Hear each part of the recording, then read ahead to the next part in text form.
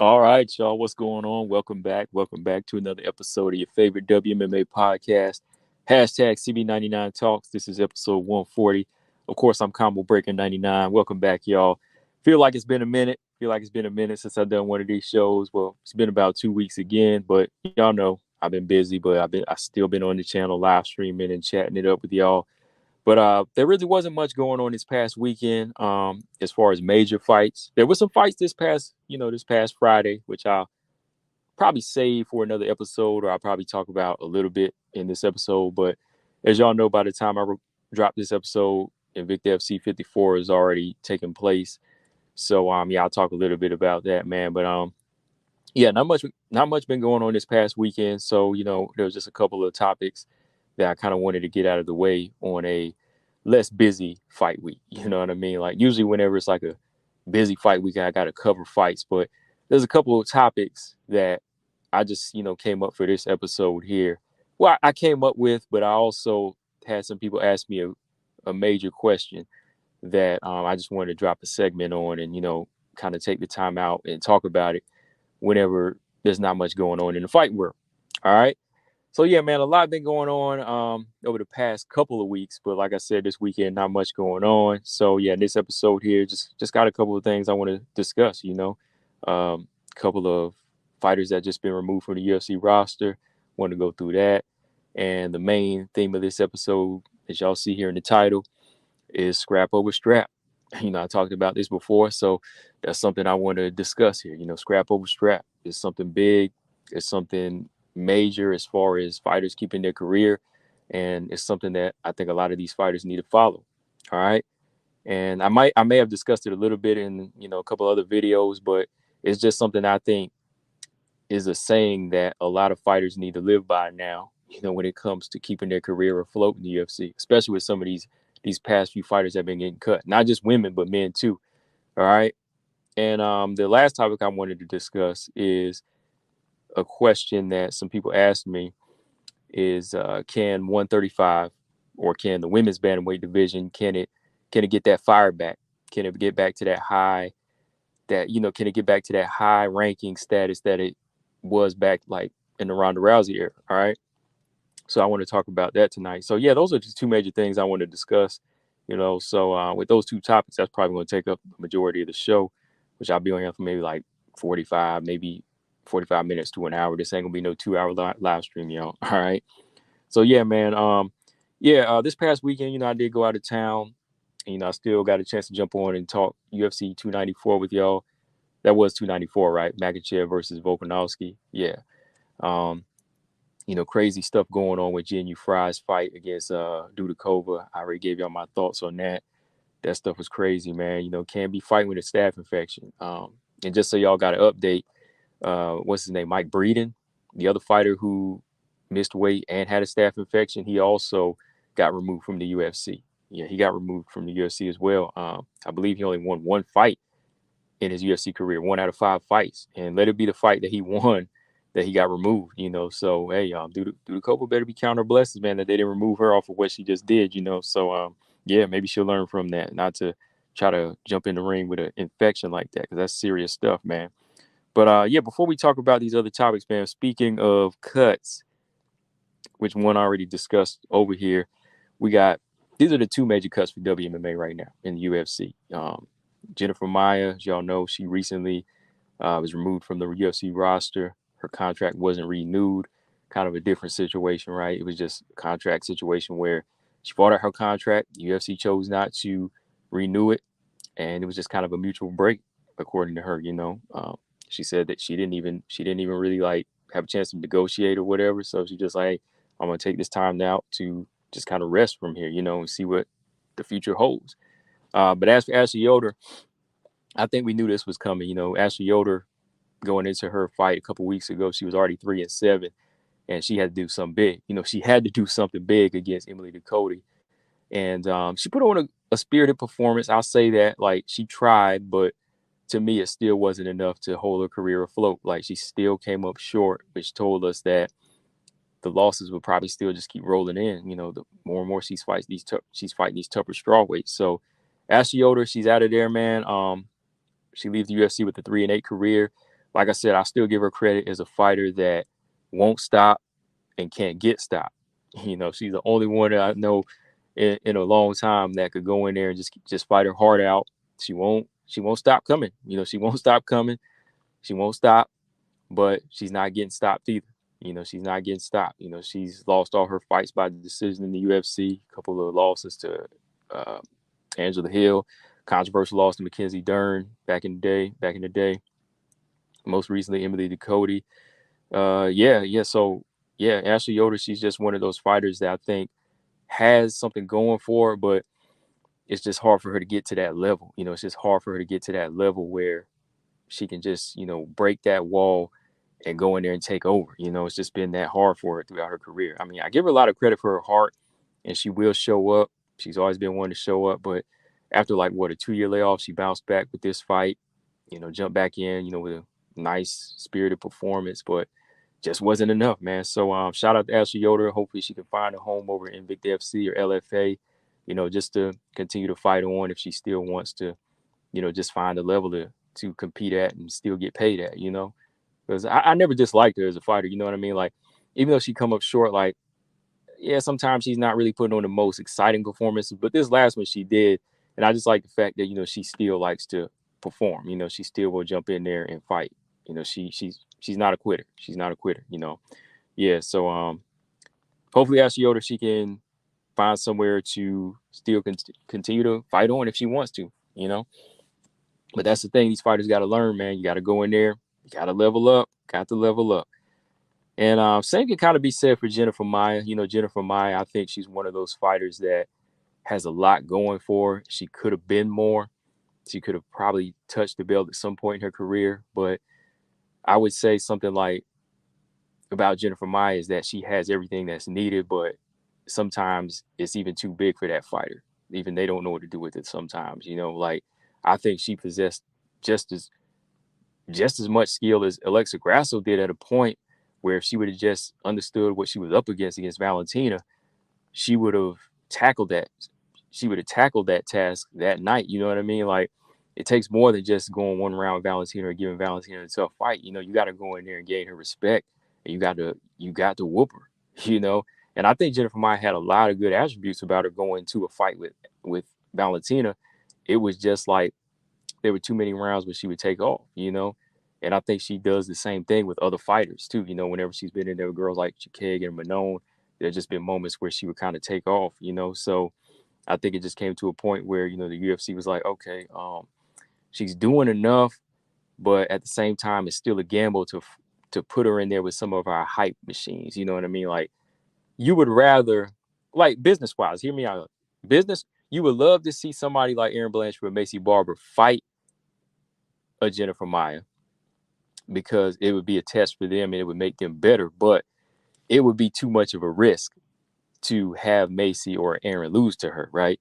See, Manon's style and just what Manon possesses, she was able to go in there and beat him because she had everything that was needed. But when you risk putting somebody like Casey O'Neill in there, who doesn't possess enough skills, but is still somebody that the UFC could get behind as far as like a face, they found out that was a gamble. But would you want her around Macy Barber? Oh, people might say, oh, that's a good fight for Macy. But when the matchmakers see it, they're like, uh-oh, you know what? Macy might lose this one, right? I mean, she could probably win, though, but it's too much of a gamble.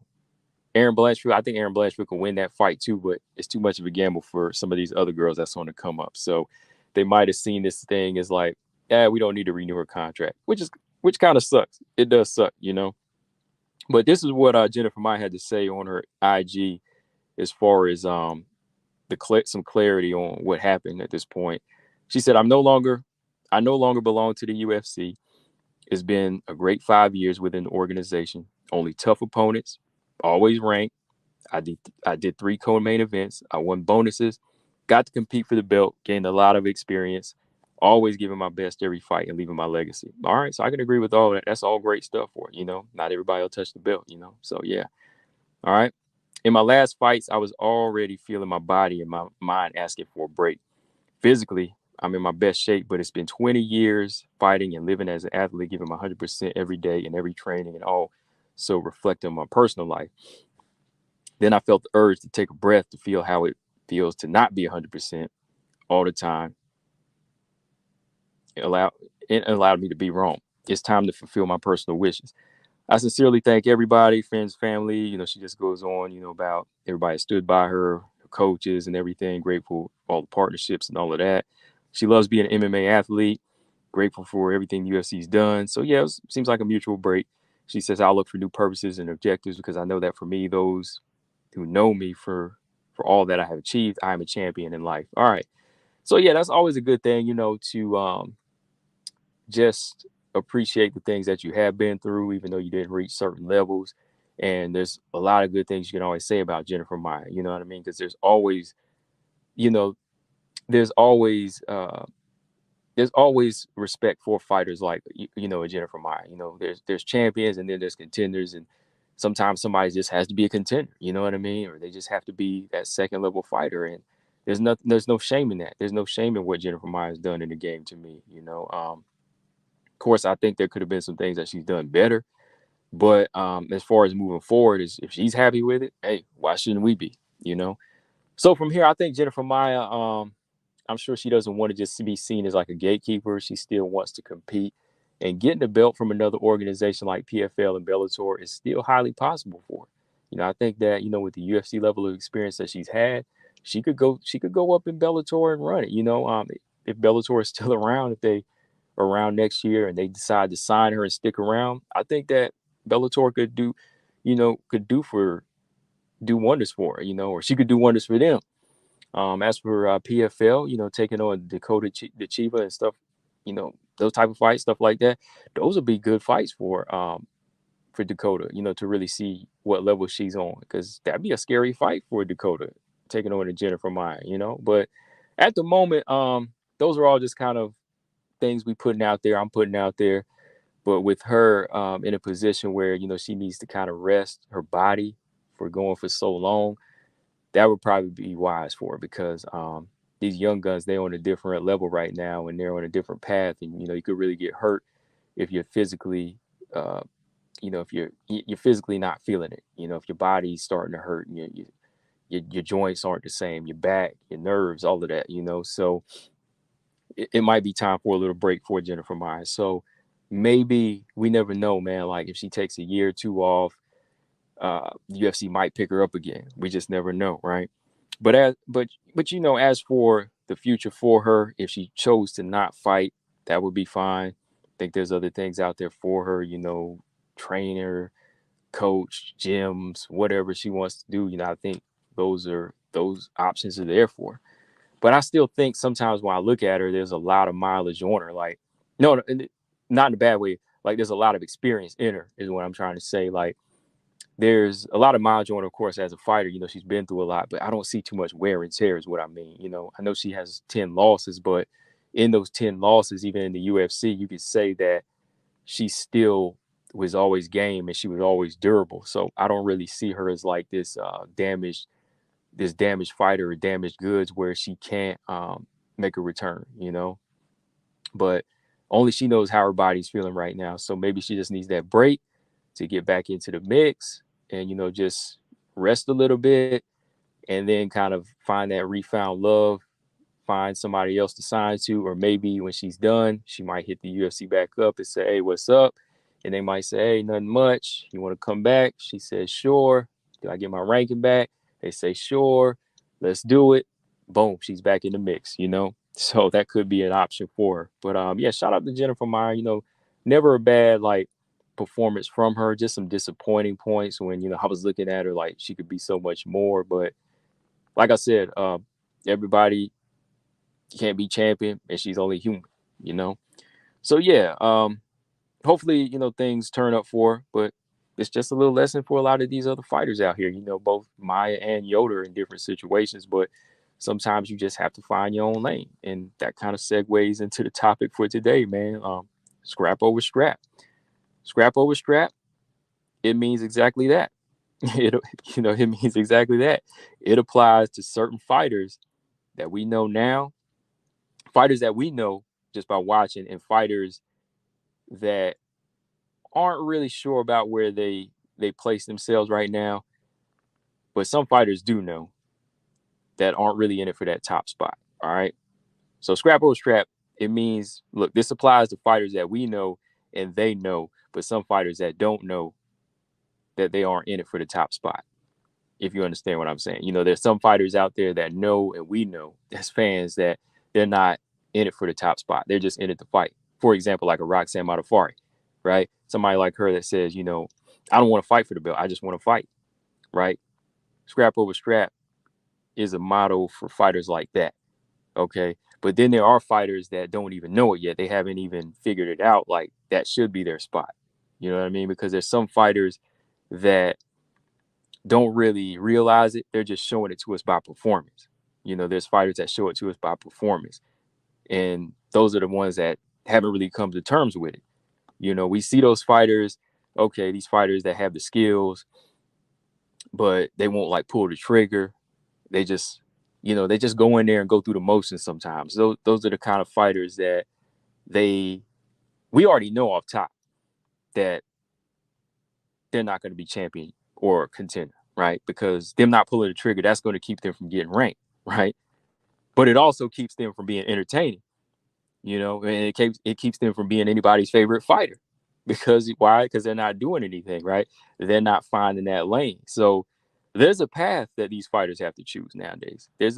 Well, not just nowadays, but always, this is something for a long time where fighters, they have to kind of find that path. Like it's like that even in boxing. Like when I grew up watching boxing, I was like, okay, there's certain guys that are champions, and there's certain guys that just have to know how to fight to be able to keep their career afloat by being entertaining, right?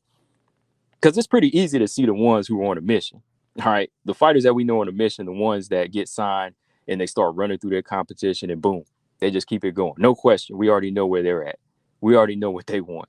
Those fighters that signed, Alexa Grasso, when she moved up to 125 and just kept going, we knew what she was after, right? There wasn't really anything to be said to question. Manon, there wasn't nothing to question. Tyler, Aaron, nothing to question about those four fighters. But there's some fighters, to me, that have trouble getting over that hump. They have trouble getting over that hump, tackling the big challenges and keeping it going. Sometimes they come up short. Sometimes they just can't put it together. Sometimes they just go in there and kind of go through the motions and, just want to get through the fight. And then there's some fighters that have the tools, but they just can't piece the puzzle. They just can't make it work in the right fight at the right time. They have the right tools, but they can't make it work at the right time. So those are the ones that I have to say they have to start showing something. They have got to start showing something because there's going to have to be two things in this game that they have to represent. They either want to scrap or get that strap. But if they can't fight to get that strap, let it be the scrap. Let it be the scrap. Just go in there and do what you got to do to stay entertaining. And if you can at least do that, I think there's always going to be a lane for you. There's always going to be a lane for you. And this is just for the fighter. This is, speaking of the fighters, like I say, that don't pull the trigger enough. If you could just pull it enough to keep an entertaining fight and to beat a certain level of fighters, then that's fine. All right. And I kind of came to this conclusion over the past few weeks. Over the past few weeks, we've been seeing some fighters in the WMMA world doing just that. Some of these fighters in the past, we would see them come up short, but something just kind of clicked in them where they were just putting it all on the line. And, we were seeing it just like almost consecutive times. Like, I'm not even talking about like ranked fighters, but there's a lot of unranked fighters right now, or even fighters that are on the come up that are just throwing caution to the wind. They saying, let's go. They just saying, let's go. Sometimes you just have to do that, man, because when you sit back and wait in the fight, and I'm not talking about like counter punches and chess matches, fighters fighting a chess match. That's cool. As long as you just fight the technical fight, that's fine. I'm talking about fighters that are just fighting like you're scared, or you wait for something to come to you. You wait for something to get handed to you. You ain't going to get anything. You ain't going to get anything. And I think y'all know what I mean. Like, you could be a counter puncher. Valentina, she's sitting back. People call her boring, but she done enough to get the strap. So you can't complain there. But I'm talking about the fighters that just be waiting. Like, I don't know what to do. Like, should I do it now? Should I let it go now? I don't know. those are the ones that aren't in a certain lane. They're not even in scrap lane or strap lane. So those are the ones that are going to be getting cut. That's why they have to find that. They have to find it. They have to find it. And the fans, they don't get anything. That's the bad part. The fans really don't get anything. And if the fans don't get anything, we're going to be complaining. And if we complain, Dana White's going to be mad. And if Dana White is mad at a fighter, you know what that means. Somebody's going to get shelved, and eventually they're going to get removed. All right? Or they're going to save you to be a sacrificial lamb for certain prospects they want to build up. Like, if he doesn't want to just cut you right away, and, he doesn't want to do it like it was being spiteful, he'll just put you on the shelf for a while, and then he'll save you for that next big thing that he's just signed. You know what I mean? Like, he just signed somebody off the Contender Series, or he signed somebody that's, looking strong, young, undefeated, has the look, and, they're just in need of, a divisions. The fans are just in need of somebody that's like the next big Ronda Rousey or something like that. If he has anybody like that around, he's going to save you for that if you can't find your lane. All right? Like, if he can't just find a reason to cut you right away, he's going to save you for some type of next level prospect or monster like that. So fighters got to step it up now. And like I said, there's been a few fighters and a few fights over the past few weeks that made me say, you know what? That's how you do it. That's just how you do it. I mean, if we go back and look at Karolina Kowalkiewicz versus Diana Belbita, shout out to Diana Belbita. She came up short, but Karolina Kowalkiewicz, she's just kind of in a different mind frame now. I like the fact that, she was able to kind of resurrect her career after losing 5 in a row. I don't think there's been anybody in the UFC that's lost 5 in a row and came back the way she did. As far as the women now, I don't think there's been anybody that went 5 losses in a row and stayed around. All right. And didn't get cut. Let's put it that way. Like, most people that lose 3 or 4 in a row, they're gone. But Karolina lost 5 in a row. But Dana White, he saw it fit for some reason to keep her around, and thankfully that she took advantage of that.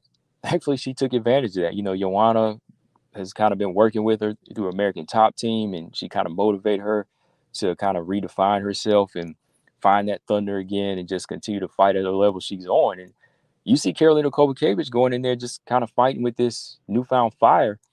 And to me, she's not necessarily fighting to the championship level again or the elite level, like the strap level that she used to be on, like 5-6 years ago when I used to see her back then. I was like, okay, yeah, this girl's elite. Then she started coming up short in fights, making the wrong choices, So now that time has passed, the strap time has passed, she's kind of found her lane in the scrap path, which is good, because if you're in that scrap path, you're keeping yourself afloat. You're going in there, doing what you got to do. You're not just sitting back, looking, like you don't have any confidence. You're just waiting to get beat up like you're a punching bag. No, you found a level to fight on. You go in there and still make good fights. And that's what, got a lot of the fans still behind her and a lot of the fans still rooting for her. Like, she just got ranked again off of this last win. But even if she wasn't, there'd still be a lot of people still coming to see her and still rooting for her because, she's fighting like somebody that wants to fight. And, if the fans can't get behind like a contender or champion, they still want to see somebody go in there and make a good matchup. They still want to see somebody that's going in there, scrapping it up, going in there, putting on a good fight. And Karolina Kowalkiewicz did that. She went in there, put them punches together, was landing some good shots, just making an all-around entertaining fight. And, at the same time, still making the right adjustments that she needed. In the past, sometimes she'd run in there and brawl. She took some punches in this fight against Diana Belbita, but she would still step out of range. She would still throw a good jab. She would still fight with some, behind a good jab, throw some nice uppercuts. She was using a solid ground game. She got taken down a couple of times, but had some nice reversals in this fight. And she really looked like somebody that was in there, not just having fun, but fighting with the passion again. And that's really what it is. You have to fight with a passion. Even if you're not fighting to the high level of a Wei Lee, you still have to fight with some passion. And I think that Karolina Kowalkiewicz, that was one of the reasons why when I was watching her, I said, this is what we need to see from a lot of fighters, putting it on the line like you really want something. And the same can be said with Ducote and Yoder as well, over the past couple weeks. This was another fight. I mean, unfortunately, Yoder got cut, but for Emily Ducote, she was taking some to give some. Emily Ducote said, you know what, I can't get my third loss in a row. She's beat Jessica Panay, came up short against Lupi and Angela Hill. She understood what was going on. Something clicked in her where she said, you know what, if I just can't put on a total masterclass, and just kind of step out of the box, let me go in here and scrap. Let me go in here and make sure that I'm putting it all together and I can still come out on top. So you can see like Emily Ducote throwing with everything she had in her punches. She get hit a few times, but she was really trying to knock Yoder out. You just can't knock Yoder out like that, like I said, because you can't stop this girl. She keeps coming. But Ducote fought with some type of urgency. She fought with some type of urgency in her, and that's why I respect her after watching that fight, because these two girls, they were really going at it. They were really going at it in this type of fight. Very entertaining fight. And then you had Melissa Dixon. Melissa Dixon in her debut. She was kind of covering both grounds. In my opinion, she's kind of part of the scrap and the strap path, because with the transition to 135, she could find her way in there right now and be strong enough, talented enough, and gutsy enough to beat some of these older fighters. But right now, she came in against Alex Leva and took it to her. Got dropped in one round, but she got back up and started fighting. When she got dropped, she didn't fold. She came back like somebody you want to see come back. You know what I mean? Like when you see Evander Holyfield back in the day get rocked by Burt Cooper, about get dropped and out. Every time Riddick Bowe would rock Evander, he would come right back. So when you see fighters like that get dropped, and you say, "Uh-oh, this is about to be over," but they come back with the right answer and say, "No, it ain't over. I got this." You know what I mean? They come back and say, "I got this" in their performance. That's what you want to see. And Melissa Dixon, she showed that too, man. Like she was fighting with that urgency. She said she likes a good ding dong. She said that's what she likes to do. And it showed in her performance. She ain't just all talk. She said, "I'm gonna come in here, do what I gotta do. And if this girl wants to fight me back hard, I'm gonna fight her back hard." She fought like somebody that wants to put on a show. And that's what it is, man. This game is still entertainment. It's still entertainment. So you still have to have that place. So Melissa Dixon, if she doesn't get to top 10 or top 15, there's still a place for her because she's a scrapper. She still likes to go in there and fight. She's still part of that scrap pack. All right.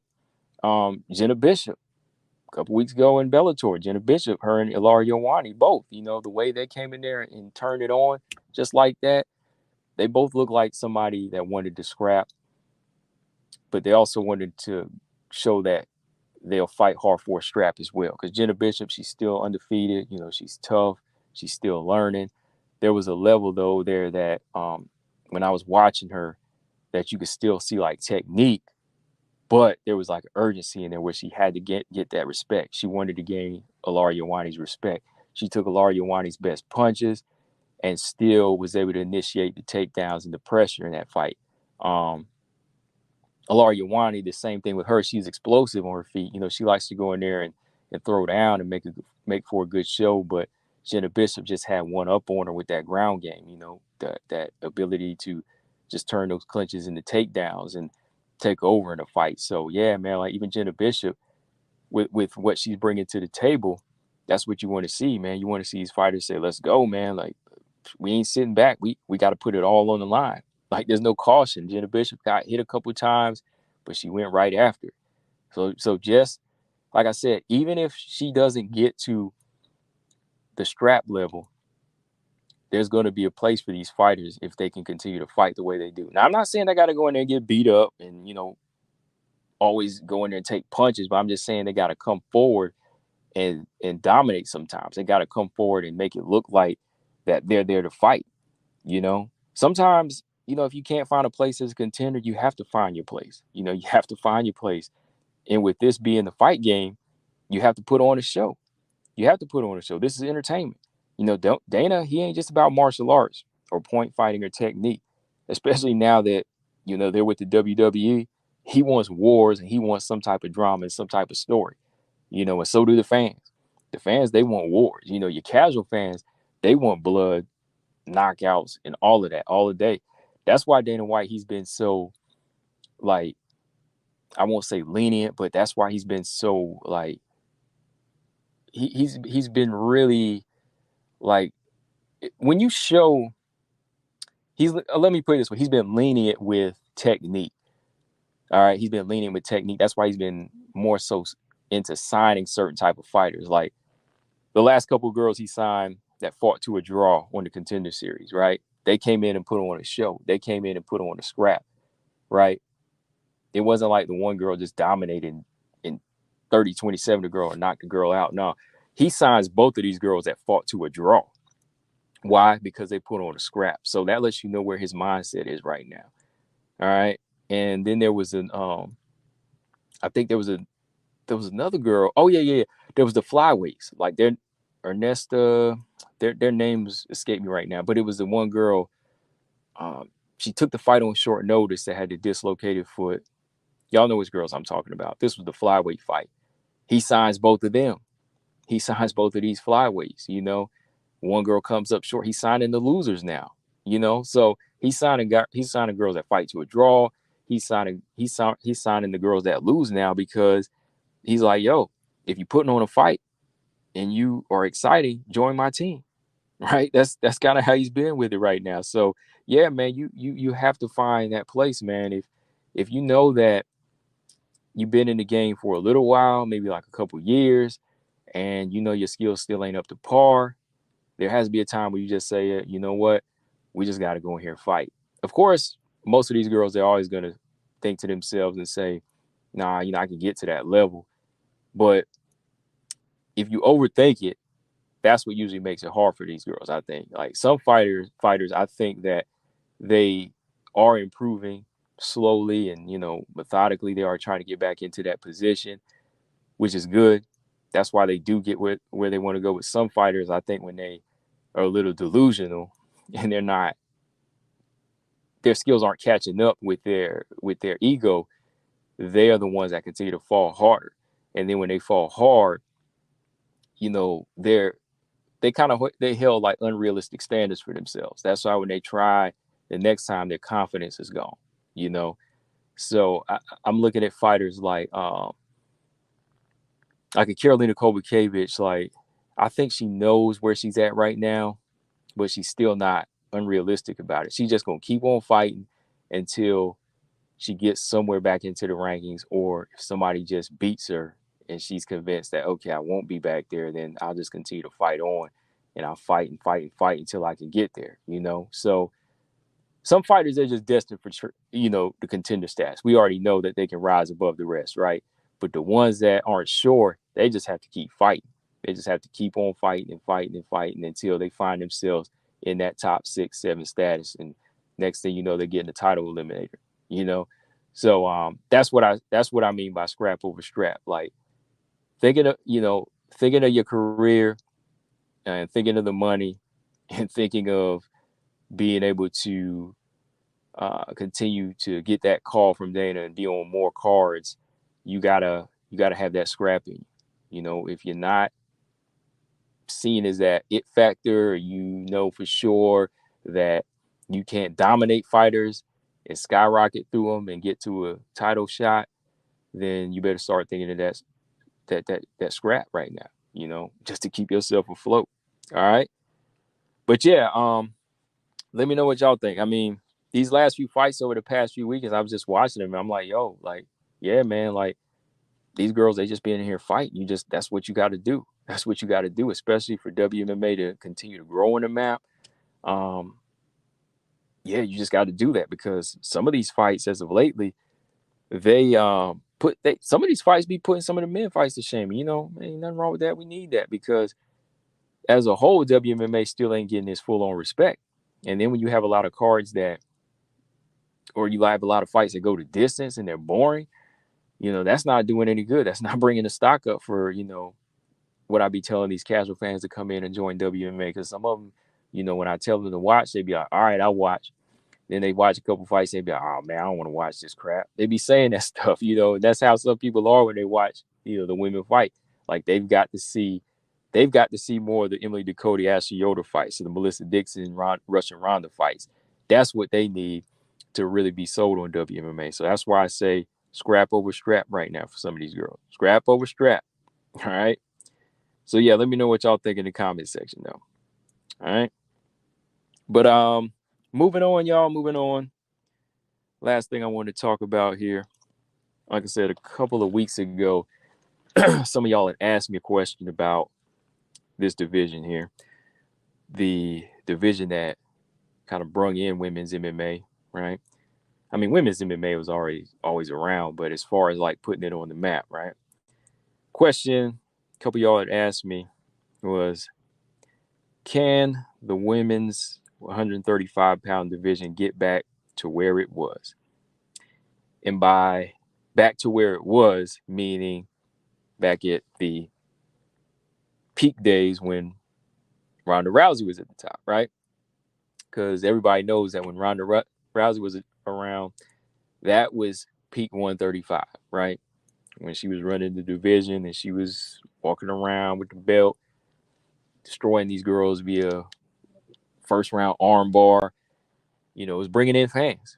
It was bringing in fans. She was the one that kind of brought the casual fans in the WMMA, no lie, right? I mean, I was always around, but I was going to say Russian Ronda, but Ronda Rousey, the one that kind of, brought in more fans, got Dana White to sign women and bring the whole women's division in. From there was just history, right? So yeah, that's where people want to know if it can get back to where it was there. But when I heard that question, I had to think about it. I said, let me think. I think the question is more so, can 135 get back on its feet?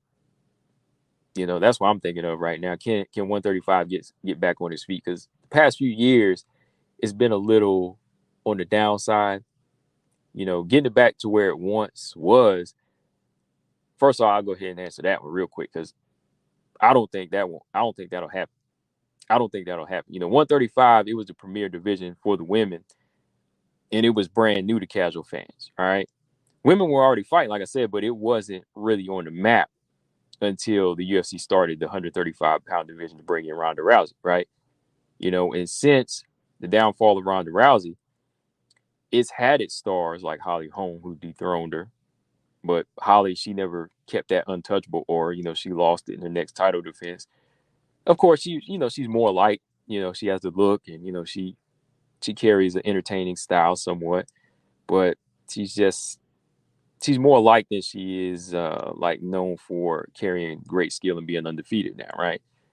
Then you have other fighters like Nunes and Pena and so on that help keep it together.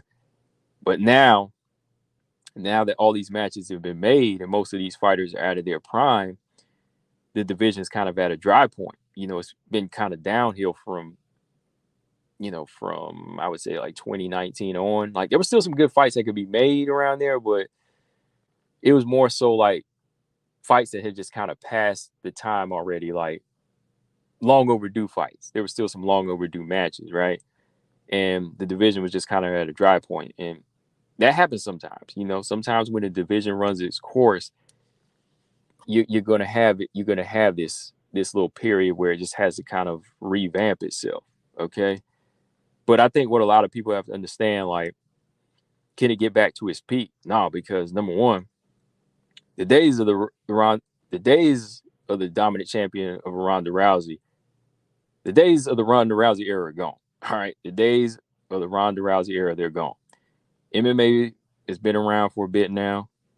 WMMA is still kind of new to people.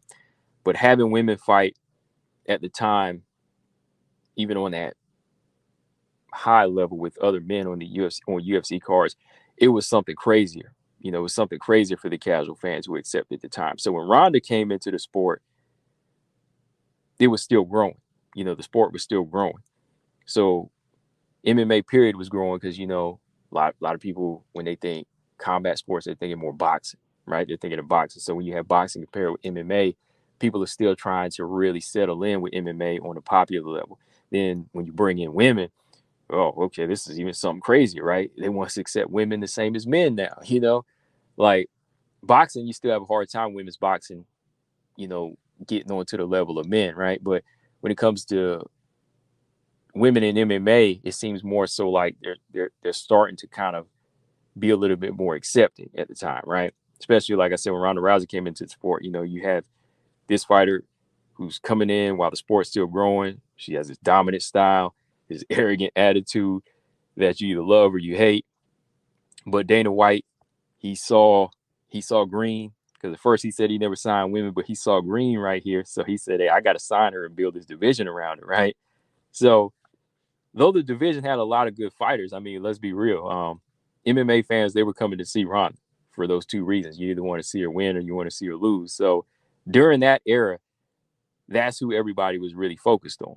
Like, for me, I was focused on a lot of the fighters because, like I said, I was looking at everybody from Gina Carano, Caitlin Young, all the Edian Gomez, all these fighters that didn't get signed, Julia Budd, way back in the day. But when Ronda came around, and I wanted to see these people's reaction, to, you know, to this woman saunting around acting up like she was, and then I wanted to see Miesha Tate get her rematch at the time, Alexa Davis, all these different fighters that were getting signed. I wanted to see how they would perform on this high level, So, the division, had a lot of good fighters. Let's be real, casual fans, they just really wanted to see Ronda and they wanted to focus on her. So after she left, the game started to evolve. The game started to evolve. I think the pace slowed down as far as entertainment. And fans, they could kind of focus more in on skills and not just like shock value. So that's where fighters like Amanda Nunes and Shevchenko and GDR and et cetera, they came in, so you have fighters like that. So to me, getting the division to around the state, I think it's something that fans, they have to just forget now. They just have to forget now just forget that and focus on the talent now. Because like I was saying, when she got beat, it kind of pulled the curtain up over her one-dimensional style. Oh, she's just a judoka. The casual fan, they came in for MMA, but they were just seeing a lot of judo. They were just seeing like a lot of judo. They were thinking that, okay, this girl's the ultimate. Now, the hardcore fans like myself, I said Ronda would probably lose to Holly. Well, probably. I said she would definitely lose to Holly Holm. But there are some people out there thinking that, oh, man, this girl's the ultimate MMA fighter. But the minute Holly Holm mixed it up on her, and then it was like, oh, man, like, there's more to this MMA, especially with women. Like, I thought she had it all. But then when they see Holly Holm go in there and destroy her, it's like, okay, yeah, well, she's gone now. So I think that when fans ask if it can get back to a Ronda Rousey era or a Ronda Rousey state, I don't think so. Fans have to just kind of forget that now, because with the division evolving, fighters are going to be more so humble and well-rounded, if you will. I mean, see, here and there you'll have some cocky or arrogant fighters, like you have a Juliana Pena, and you'll have Amanda Talker junk every now and then, and you'll have some words exchanged, but there's not going to be like this one dominant fighter with the way the game's evolving. Fighters are understanding now, the way they see Ronda get beat, that you have to be well-rounded. You have to be well-rounded. So a lot of them are going to come in more so humble, and they're already pre-humiliated. So they really won't be coming in thinking that, oh, I'm the baddest woman on the planet. Nobody can beat me. No, there's always going to be somebody that can beat you now, because everybody's working on everything now, right? So you're not going to get somebody in there with that arrogant style or that aura like a Ronda Rousey, because when she came around, WMMA was new to the casual fan, and it was new to how it was being presented, and a lot of these women were still trying to get the mixed martial arts down. You know what I mean? Like, a lot of the women had their specific specialties, like Ronda, Holly, Juliana Pena, all Miesha Tate. They all had their different specialties back then. They were known for like one or two things, and that was it. Maybe three. But their strong suit was always either their kickboxing, their wrestling, or their judo. That's why when you have fighters like that, doing their thing back in the day, and then one was dominant, then it was just like, okay, spotlight on her. But now with everybody being well-rounded, there's not really going to be too many girls that are going to have that type of aura like Ronda, is what I'm saying. So you won't see it back at that level. You won't see it back at that level. You just won't see it. It's just about focusing on talent right now. Because right now we don't even have anybody. Let's be real. We don't have anybody that can duplicate the Nunes era right now. It takes time to grow. It takes time to grow, and that's what it needs now. It doesn't need somebody that's one-dimensional and that's cocky and arrogant and all of that, right? You need to let somebody grow now because it's a well-rounded game. It's a different day for WMMA. People forget the groundwork that even Amanda Nunes put in to get where she was. She had to work to get where she was. She fought a lot of different fighters that people forget about. She was in there with a lot of these contenders that helped add fire to the division. A lot of these fighters, they have to work. So the division right now is going through a transition. It's going through a transition, and that's the thing that that's the thing we have to understand right now. We have a lot of veterans who've had a shot where they peaked, and we got a lot of newcomers who still need to prove themselves. So that's one reason why I say the division's at a drought right now, because fighters on this side are peak. Fighters here on the right or at the bottom, they have to prove themselves. There's no in between. And that's what's going to make it hard to get back to like an exciting star level. Like, that's why you're never going to see like a Ronda level right now. You're never going to see a Ronda level right now, or maybe ever again, because to get it to an exciting level, you have to have somebody that stands out. And right now, there's nobody standing out right now. Everything's already been done, or some things still need to be done. Some things need to be worked on. See, with 125, we have prospects who can weed out old heads. All right. It's been hard for the bantamweight division. It's been hard for the bantamweight division to do that because the skill gap has been wide. Kind of like 115 right now. I mean, 115 is starting to close in a little bit. You got some good fighters like Denise Gomes and Yasmin Lucindo, but 135 still needs to close that gap first before we see a new group of fighters taking over. You know what I mean? Like, again, like we go back to 120, 125, my quadruple threat. They were closing in, and a lot of these girls are getting retired. Then you got girls like Macy Barber, the Silver Girls.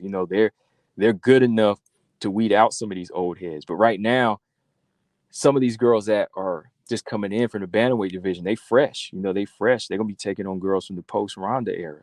So you're not really going to see a lot of exciting changes yet to the contender levels. Of course, yeah, like I said, new fighters.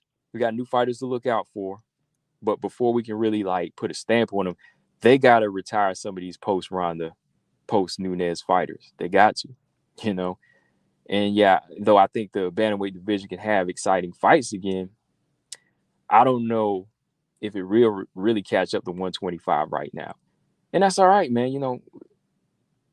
Some of these divisions, it's just like certain fighters have their day. Certain divisions have their day, until we see more of the new signed fighters show up and show out with some of these promising skills. That's just how it is, Another thing that's slowing the bantamweight division down is also the urgency with scheduling a title fight. That's not helping either. I mean, you got 3 fighters to choose from right now, Pena, Rocky, and MBS. Just make a fight. Just make the fight. They still won't do that, right? But that's kind of where I'm at right now at the division, like 135. Like, can it get back to its state? No, it can't. And it can't for all those reasons I mentioned, as far as, people thinking that it can get back to a Ronda level. It can't, because it was brand new at the time. Ronda was seen as that phenom at the time. And that's just how it is. When you introduce something new into like an environment, it's exciting for a while, but it's going to run its course, and it's going to be done. It's going to be done. It's just like when you bring in the new, it's like back in the day, back in the 80s, let's see, what's the best thing to compare it to? Like, an arcade in a mall or something. The arcade in the mall, it has everything you need, everything you ever wanted, right? The great graphics and games, going out to hang out with your friends and all of that. but it's going to run its course. Eventually something better is going to come along, like the home consoles, like the PlayStations and the Xboxes with even better graphics.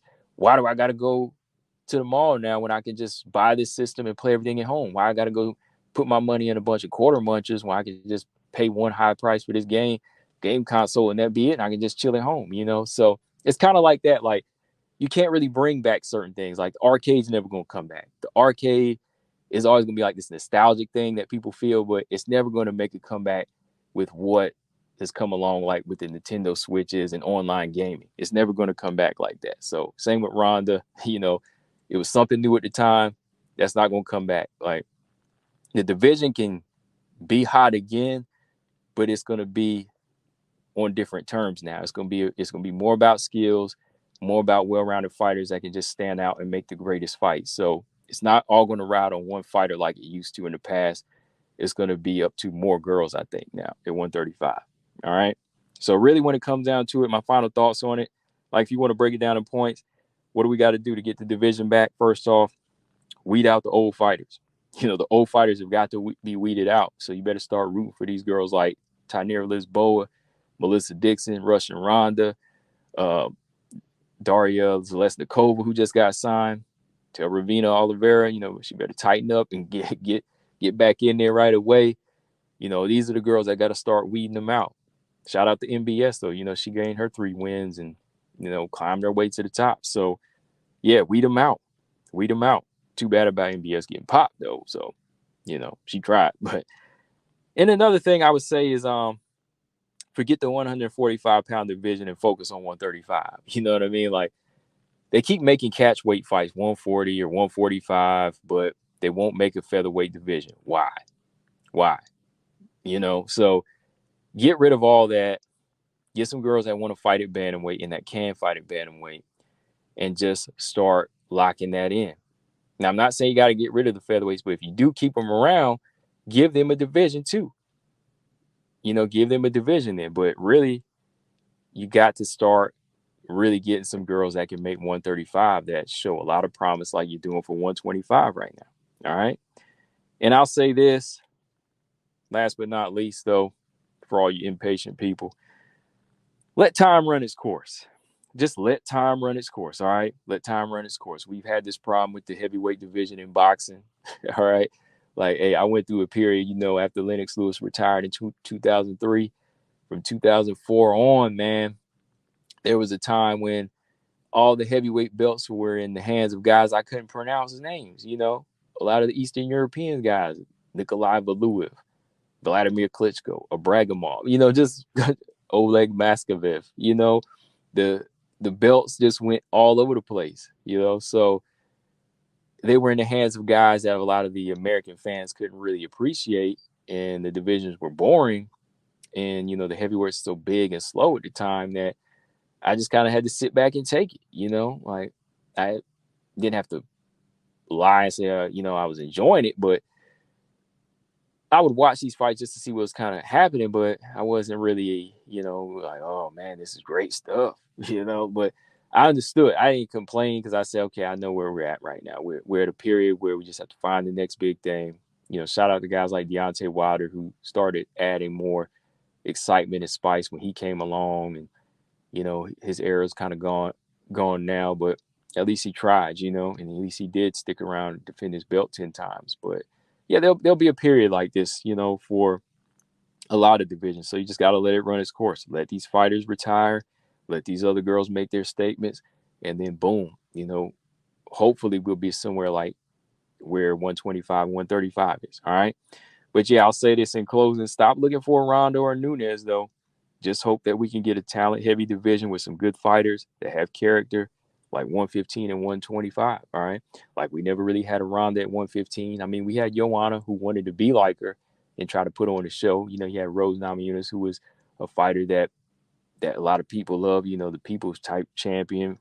But there was never really like a loud, boisterous fighter there that people just got behind at 115 or even at 125 right now. Like, 125 doesn't have like a Ronda type, but it's still a great division. Why? Because you got a lot of great fighters. So at this point, just hope that 135 can put together a whole cast like 125 does that we can all get behind. And that's probably the best thing to do from here, right? Just hope that they can get enough fighters to put it together like that. But yeah, it won't be back to the Ronda status though. It won't be back there looking like that at any point in history now. That's just part of history now. Just have to accept it, guys. But yeah, man, that's all I got on this one, guys. Ran into an hour. Here we go. Yeah, I ran into an hour. I know I said 45 to 50 minutes, but sometimes I just get to talking, and I enjoy talking with y'all and discussing the world of WMMA. But yeah, that's all I got on this one, guys. Final thoughts. Yeah, fighters want to continue to make it in this game, they better just start choosing their path. That scrap or scrap path. If they want to keep the career, keep the checks coming, and they want to keep staying active, are you going for that belt or are you pleasing the fans? It's got to be one or the other. All right.